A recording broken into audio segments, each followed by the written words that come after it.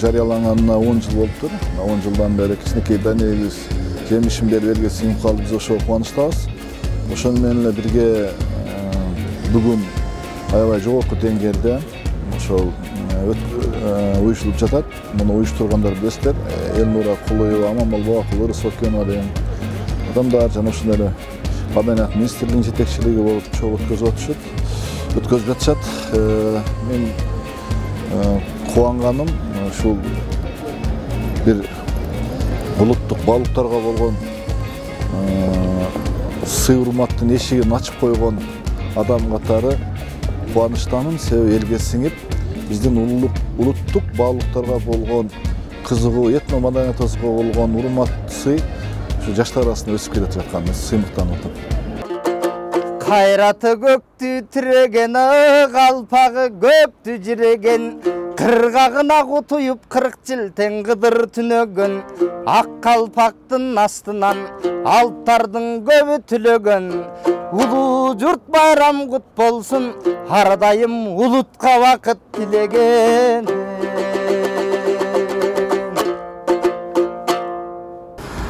Уюштуруш иши чында кыйын. 10 жылдыктын урматына 10 боз үй тиктик. Ушул менен бул улуттук баалыктар боз үйдү да азалайлы деп атабыз. Мына керегеде ак калпактар турат, нукура калпактар, кигизден жасалган калпактар. Эми биз дайыма ушу башыбызга ак калпакты кийип жүрөбүз. Ошонун урматысы бүгүн болсо экен. Менин тилегим дайыма кадырлап кыргыз жигиттери кийип жүрсө деген тилегим бар. Жылдагыдан немен өзгөчөлөнөт? Жылдагыдан ушу улуттук парадтын өтүшү, улуттук кийимдердин өтүшү менен анткени мыйзамда бар 5 март ак калпак күнү жана улуттук кийимдердин күнү катары белгиленет. Ошо 2 жылдан бери белгиленет. Биз бүгүн ошону мындан ары бул улуттук кийимдердин майрамы болуп калсын деген тилегибиз бар. Көпчүлүк эле ошо элдерде суроодо, ушунча чоң иш-чарага каражат кайдан табылды? Ушул мамлекетте ушундай экономика тартыш болуп атканы деген дагы сөздөр жүрүп атат. Мамлекеттен 1 сом 50 тыйын каражат алынган жок. Бул жардам, моралдык колдоолорду алып атабыз. Бул жерде ушул Марлен Маматалиев деген жогорку кеңештин мыкты жаш депутаты бар, келечекти үмүттөндүргөн. Мына ушул жигит да өзүнүн чоң салымын кошту. Мындан тышкары Мегаком компаниясы өзүнүн салымын кошуп берди.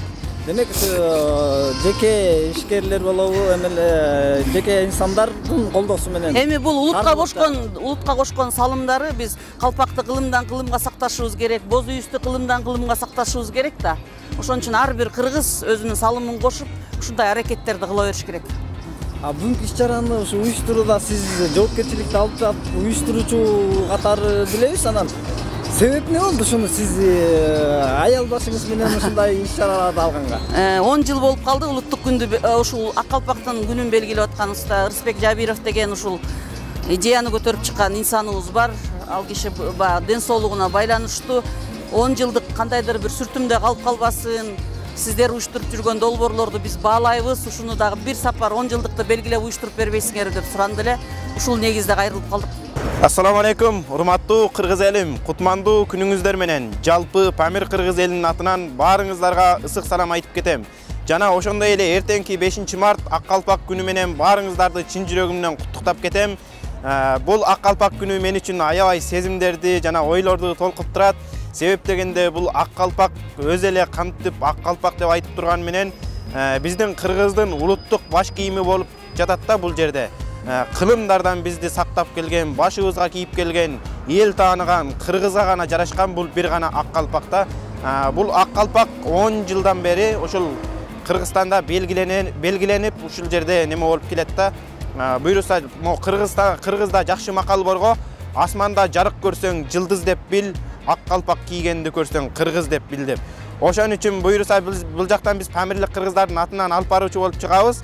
Ошо ак калпак жөнүндө ырларды жана өзүбүз мурун Памирде кийгенбизби ошол тууралуу бир аз болсо да алып баруучу болуп ошо сахнага чыгабыз. Бүгүн аябай сезимдер жакшы, маанайлар өтө сонун. Баарыңыздарды борборубуз болгон Ала Тоо аянтчасына азыр чакырып кетебиз. Келип чаң маанай бөлөп көрүп кетиңиздер. 40 уруудан куралган, кырга чыкса кубанган, кыргыз дүйнө ак калпак кылымдардан уланган. Ошондуктан баардыгыңыздарды дайыма ак калпак кийиңиздерди чакырып кетет элем.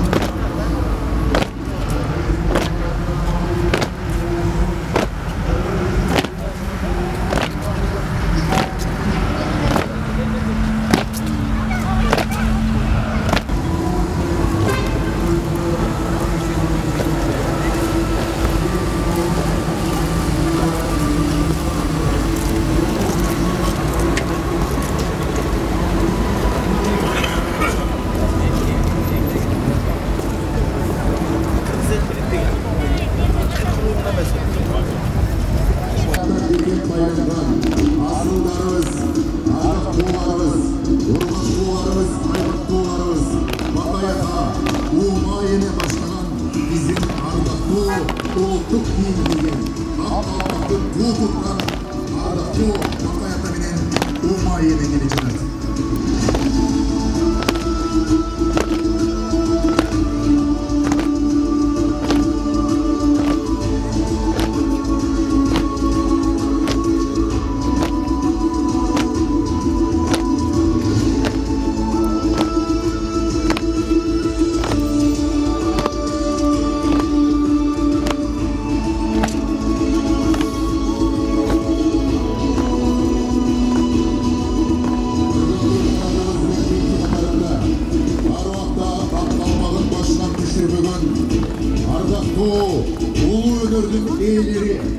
Manasçılarımız келе жатат. Манас өнөрүн, Манас айтууну ааламга даңазалаган Дөөлөт Сыдыков, Самат Көчөрбаев баштаган биздин ардактуу манасчыларыбыз. 5 март Аккалпак жана улуттук кийимдер күнүнө арналган улуттук кийимдердин парадында Кыргыз Республикасынын Жогорку Кеңешинин депутаттары Улукбек Орманов, Тазабек Икрамовтары келип, ак калпагын башына кийип, бүгүнкү парадта басып келе жатышат.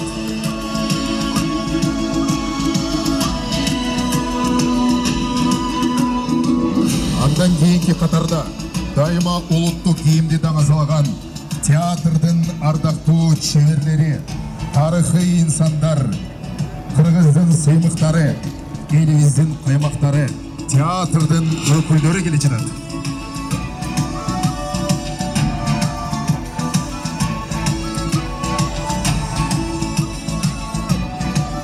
Бүгүнкү күндүн нуру менен бирге баарыбызга жылуулукту, мээримдүүлүктү чочкан ардактуу апаларыбыз, ак элечек кийген энелерибиз бүгүнкү парадка көрүп берүүдө.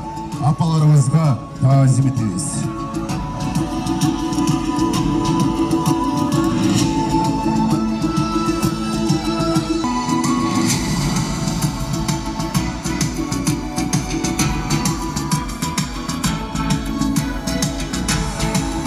Кыргыздын маданиятын дүйнөгө даңазалаган, өнөрдү кастарлап сактаган, кыргыздын ыр музыка өнөрүн бийик туткан музыка ышкыбыздары, ыр дүйнөсүнүн өкүлдөрү дагы бүгүнкү парадтан өтүүдө.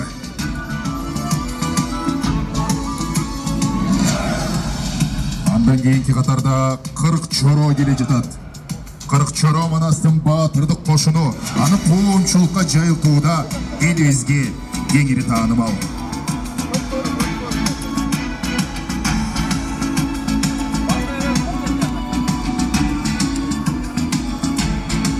Ар убакта улуттук жана эл аралык маданий ишине арналган улуттук кийимдердин парадында бүгүнкү иш-чаранын башкы демөөрчүсү Мегаком улуттук байланыш түйүнү басууда.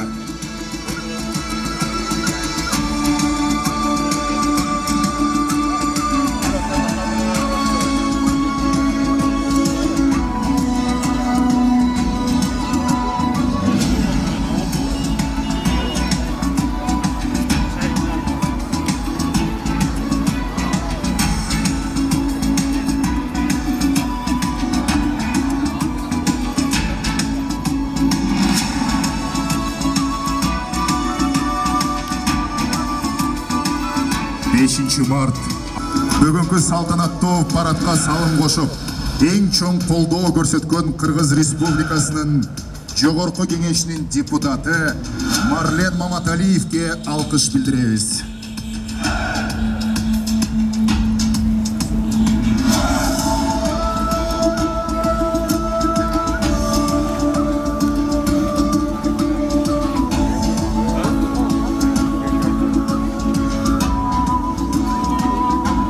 Бүгүнкү парадда кайратмандыгы менен, эрдиги менен кыргыз элинин баатырлары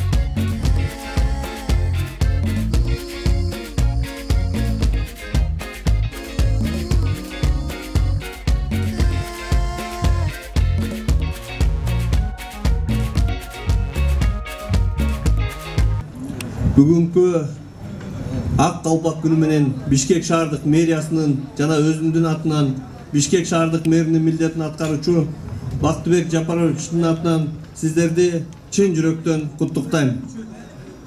Урматтуу кыргыз элим, илгертеден ушул ак калпакты аздектеп башыбыздан түшүрбөй кийип келгенбиз. Укумдан тукумга уланып, ак калпагыбыз башыбыздан түшпөсүн. Ар дайым кыргыздын намысын ойготуп, ушул кыргыз деген өзүнүн атын даңазалап турган ак калпак биздин укумдан тукумга, урпактарыбызга чейин эч качан башыбыздан түшпөй кийилип келе берсин. Бардыгыңыздарды чын жүрөгүбүздөн ушул бүгүнкү майрамыңыздар менен куттуктайбыз. Чың ден соолук, узак өмүр, кыргыздын намысы болуп, келечеги болуп, биздин балдарыбыз ар дайым туубузду бийик көтөрүп турсун. Майрамыңыздар менен чоң рахмат.